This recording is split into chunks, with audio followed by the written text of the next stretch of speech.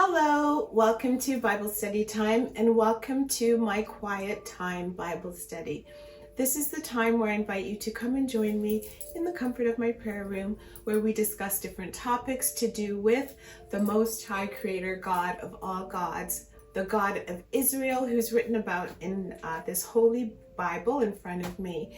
And so this week we are going to continue with our read-along Bible study series, focusing on the book of First Maccabees. I'm going to be reading out of the New Oxford Annotated Bible, this one right here for those of you who are new.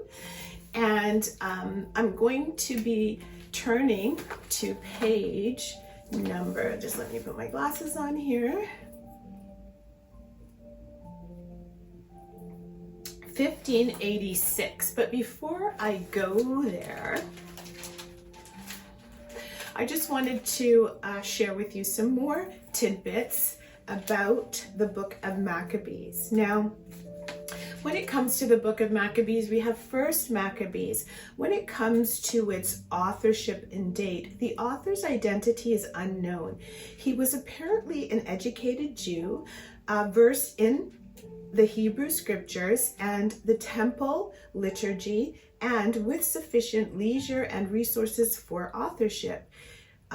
He wrote in Hebrew, but was able to use, translate, and incorporate Greek and also Latin documents from Seleucid, Roman, and Spartan archives. His interests were political and historical rather than priestly. He firmly supported the Maccabean cause, but was sufficiently scholarly and objective to avoid demonizing the Seleucid opposition.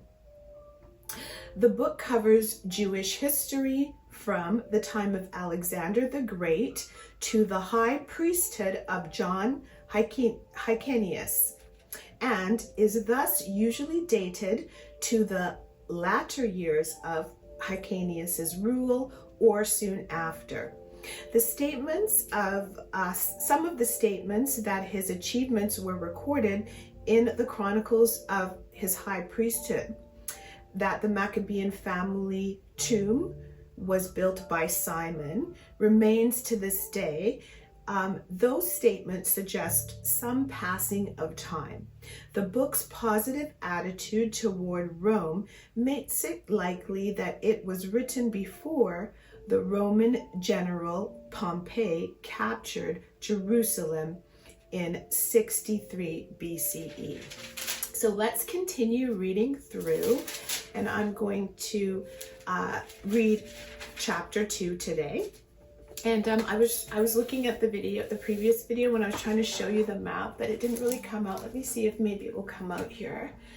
As I previously mentioned, I'm learning still how to do inserts and edit and stuff, but I am busy. I am a professional. I'm a college instructor and a mental health professional. So I don't currently, outside of trying to learn more Hebrew, I don't really have time to learn how to edit, but I am slowly learning little things. But that's a picture of the map there.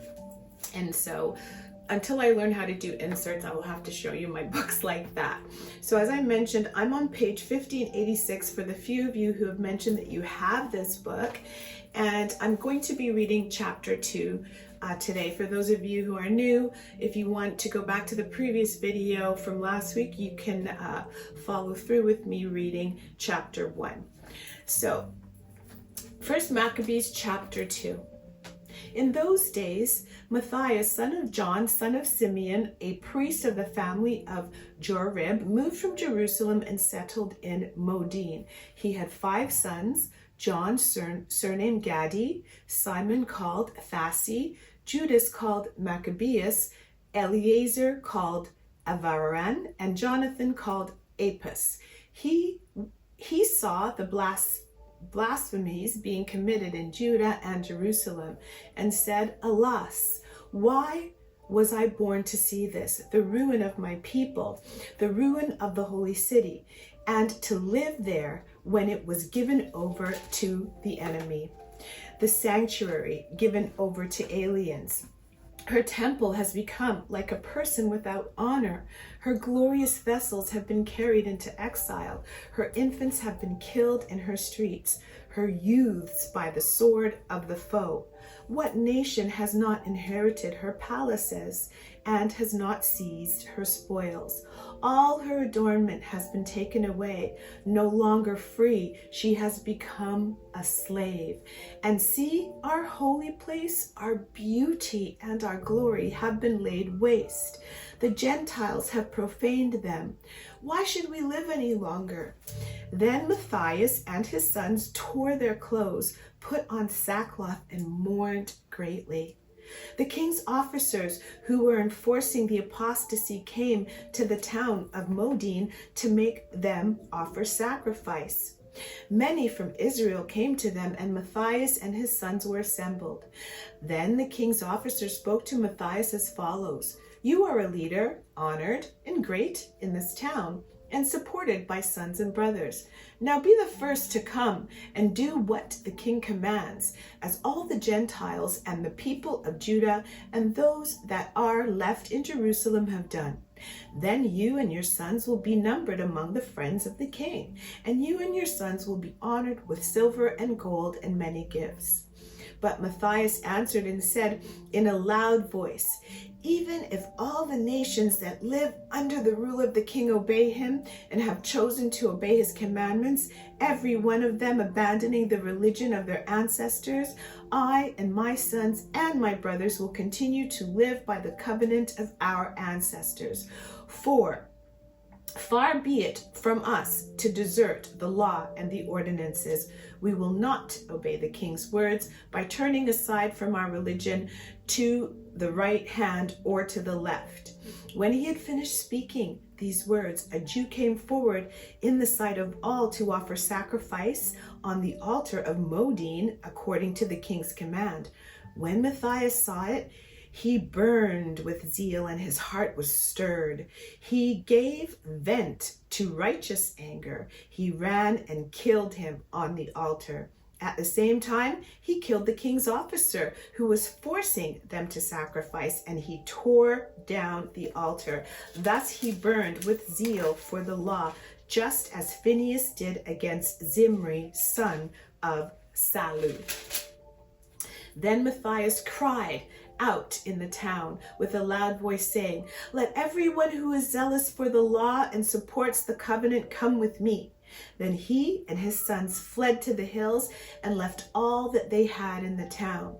At that time, many who were seeking righteousness and justice went down to the wilderness to live there. They, their sons, their wives, and their livestock, because troubles pressed heavily upon them.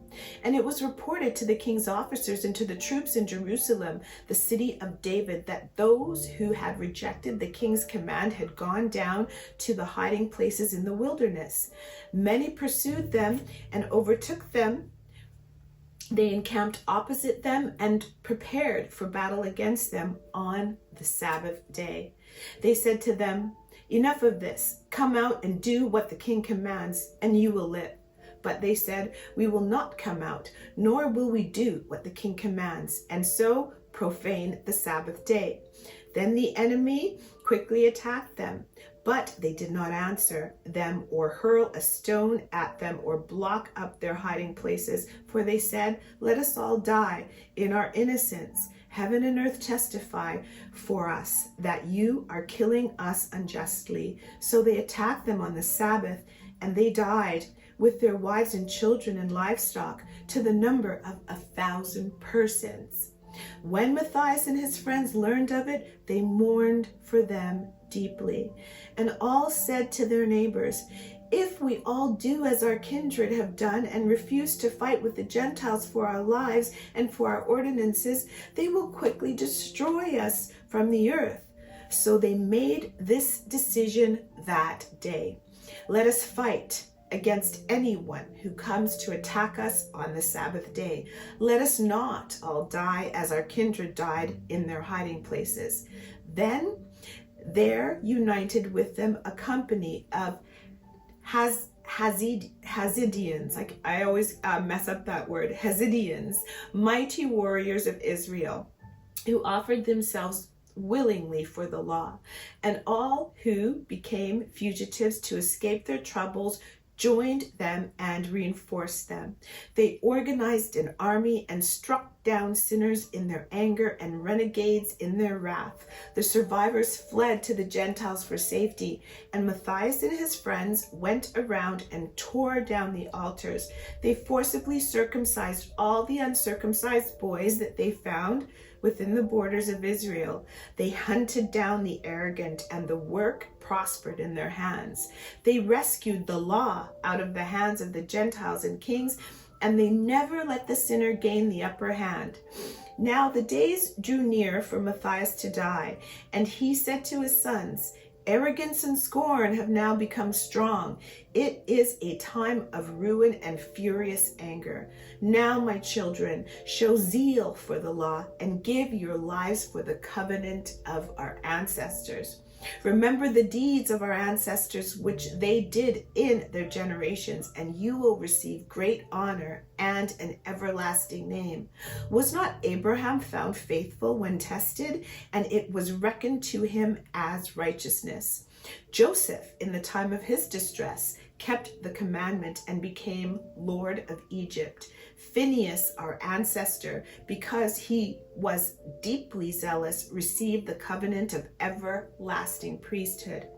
Joshua, because he fulfilled the command, became a judge in Israel. Caleb, because he testified in the assembly, received an inheritance in the land.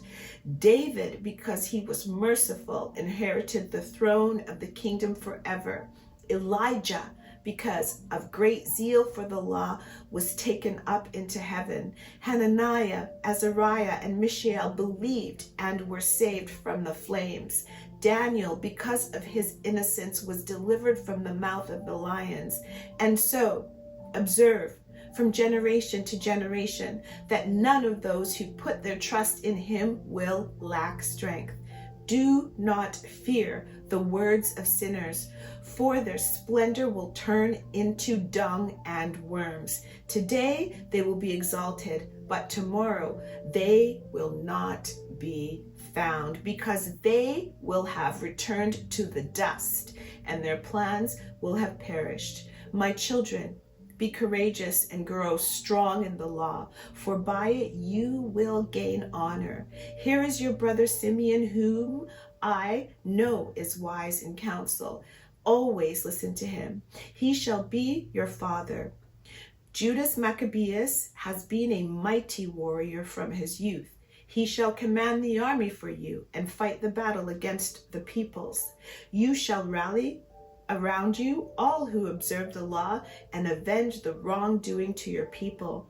Pay back the Gentiles in full and obey the commands of the law. Then he blessed them and was gathered to his ancestors. He died in the 146th year and was buried in the tomb of his ancestors in Modin, and all Israel mourned for him with great lamentation. And that brings me to the end of chapter 2 of the book of 1st Maccabees.